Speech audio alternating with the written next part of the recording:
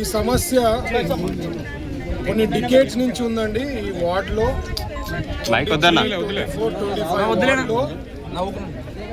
Especially 23rd వార్డులో ఎక్కువ వర్షాలు పడినప్పుడు మనకి ఫ్లడ్డింగ్ తర అయిపోతూ ఉండింది. ఈ సమస్య ఎక్కడ ప్రాబ్లము, ఏం రూట్ కాజ్ అనేది కనుక్కుంటే ఇక్కడ ఈ ఏరియా అన్నమాట కేసీ కెనాల్కి లింక్ అయ్యే చోట ఈ శుద్ధవాళ్ళకి కొద్ది ఇష్యూ ఉండింది. మనం ఫ్లడ్ వాల్ తర చేస్తే మాత్రం చాలా బాగుంటుందని చెప్పి అప్పుడు ఇక్కడ లీడర్స్ అనుకోండి, ఇక్కడ ప్రజలందరూ కూడా చెప్పడం జరిగింది. అప్పుడే నేను మాట ఇచ్చా, కంపల్సరీ ఇది కంప్లీట్ చేస్తామని చెప్పడం జరిగింది. ఇక్కడ మన వాళ్ళ మిత్రులు చెప్పినట్లు 6 వార్డులు కలిసి ఉంటాయి. బట్ పాణ్యం నియోజకవర్గం పక్కన హైట్లో ఉంటుంది, ఈ పక్క వచ్చేసరికి లోవర్గా ఉంటుంది. సో మన వార్డ్స్ కర్నూలు నియోజకవర్గం ఉండే వార్డ్స్ అంతా ఎఫెక్ట్ అవుతూ ఉంటుంది అనమాట హెవీ వర్షాలు పడినప్పుడు. సో దీంతో ఇంకా ఇష్యూ అనేది లేకుండా ఉంటుంది, ఫ్యూచర్లో సాల్వ్ చేయగలుగుతాం. ఇప్పుడు ఈరోజు 250 మీటర్స్తో ఫ్లడ్ ప్రొటెక్షన్ వాళ్ళు ఇరిగేషన్ డిపార్ట్మెంట్ నుంచి చేయడం జరుగుతుంది. నిమ్మల రామానాయుడు గారికి ప్రత్యేకించి ధన్యవాదాలు తెలుపుతున్నా. ఆయనకు సార్కి రిక్వెస్ట్ చేసినా, సార్ ఇది చాలా ఇంపార్టెంట్, మాకు క్రూషియల్ మన సంబంధించిన నియోజకవర్గం కంటే సార్ ఇమీడియట్గా శాంక్షన్ చేయడం జరిగింది. అలాగే ఈవెన్ నారాయణ గారికి కూడా మున్సిపల్ ఫండ్స్ నుంచి కూడా ఇంకా, ఎందుకంటే చాలా ఉంది, డిస్టెన్స్ అనేది చాలా ఉంది. ఫస్ట్ ఈ బాటిల్ నెక్ దగ్గర కవర్ చేసినామంటే ఇంకా ఫ్లడ్డింగ్ అనేది తగ్గిపోవచ్చు. ఇంకా కంప్లీట్ చేసినామంటే ఫుల్ ప్రొటెక్షన్ ఉంటుంది. సో నెక్స్ట్ ఫండ్స్ వచ్చి మున్సిపల్ శాఖ నుంచి వస్తాయి. సో ఈ ఇంకా permanent solution for this area అనమాట. 23, 24, 25కి ఇంకా ఎక్కడ ఇష్యూ లేకుండా ఉంటుంది.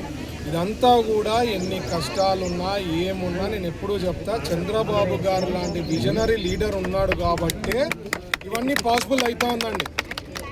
ఇప్పుడు ఎప్పుడు లేనిది అంటే క్రిటికల్ ఇంపార్టెంట్ ఇష్యూస్కి ప్రయారిటీ ఇచ్చి ఎన్ని ప్రాబ్లమ్స్ ఉన్నా ఫైనాన్షియల్గా చంద్రబాబు గారి లీడర్షిప్లో ఆయన థాట్ ప్రాసెస్తో అన్ని డిపార్ట్మెంట్స్ కూడా ప్రయారిటీ ఇచ్చి కంప్లీట్ చేస్తున్నారు. సో నేను ఎప్పుడూ చెప్పేది, ప్రజలు గమనించండి, ఎప్పుడన్నా ఏమన్నా మా పైన డౌట్లు వస్తే 2019 నుంచి 24కు మీరు తీసుకొని అప్పటికి ఇప్పుడు కంపేర్ చేస్తే మీకు ఆన్సర్ అనేది అవైలబిలిటీ ఉంటుంది. సో వాళ్ళు చెప్పే మాటల్ని కానీ నెగటివ్ ప్రచారం చేసేది పక్కన పెట్టి రియాలిటీని నమ్మండి అని నేను అంటాను. ఎందుకంటే వాళ్ళు అపోజిషన్లో ఉన్నారు కాబట్టి వాళ్ళ కంటిన్యూ అయ్యే దానికోసం ఏదో ఒకటి చెప్తుంటారు, విమర్శిస్తుంటారు. బట్ మనం ప్రయారిటీ బట్టి పనులన్నీ చేస్తాము. మా గవర్నమెంట్ కానీ కంటిన్యూ అయిందంటే it will grow like Gujarat కానీ, లేకపోతే ఫ్యూచర్లో సింగపూర్ తర మన గ్రో అయ్యేదానికి అవకాశం ఉంటుంది. సో ప్రజలకి నేను ఎప్పుడు రిక్వెస్ట్ చేసేది, ఎన్డీఏ ప్రభుత్వం తెలుగుదేశం పార్టీకి కంటిన్యూ చేసే విధానంగా మీరు ఆలోచన చేయాల్సిందిగా రిక్వెస్ట్ చేస్తున్నాను. Thank you. ఆయన పాదయాత్ర చేసినప్పుడు కంటిన్యూస్గా ఇక్కడ వరసలు ఎక్కువ ఉండేది, కర్నూలు ప్రాంతం నుంచి జాబ్స్ కోసము, డైలీ ఉపాధి కోసం అని ఇక్కడ. సో ఆయనకు ఒక క్లారిటీ ఉంది లోకేష్ గారికి, అందుకనే పెద్ద ఎత్తున ఇండస్ట్రీస్కి ప్రయారిటీ ఇస్తున్నారు. ఇక్కడ ఇండస్ట్రీస్ వస్తే జాబులు వస్తాయి, సో దట్ వాళ్ళ ఇళ్ళ కాడే ఉండేదానికి అవకాశం ఉంటుంది. అందుకనే ఓవర్వర్కర్లకు కూడా చాలా ప్రయారిటీ ఇస్తారు. ఎప్పుడైనా క్యాబినెట్లో కానీ ఎస్ఐపిబిలో కానీ ఏమైనా ఇష్యూస్ ఉంటే ఫస్ట్ ఇమీడియట్గా రియాక్ట్ అయ్యి, లేదు సార్ ఇది సపోర్ట్ చేయాలా, ఈ కంపెనీస్కి ఇట్లా సపోర్ట్ చేస్తే కానీ ఇక్కడ ఇండస్ట్రీస్ వచ్చేదానికి ఉండదు, ఇది బ్యాక్వర్డ్ రీజను, ల్యాండ్ లాక్ అనమాట. అంటే ల్యాండ్ లాక్ అంటే ఇక్కడ పక్కన పోర్ట్ ఉండదు కాబట్టి ఈ వాళ్ళకు కొద్ది ఎక్స్ట్రా బెనిఫిట్స్ ఇస్తేనే తప్ప ఇక్కడ ఇండస్ట్రీస్ వచ్చేదానికి అవకాశం ఉండదని చెప్పి ఈ కీప్ సపోర్టింగ్. సో పెద్ద ఎత్తున లోకేష్ గారు ఇప్పుడు రేపు కూడా పవర్కి సంబంధించింది ఫౌండేషన్ వేసేకి వస్తున్నారు. So is being a big supporter.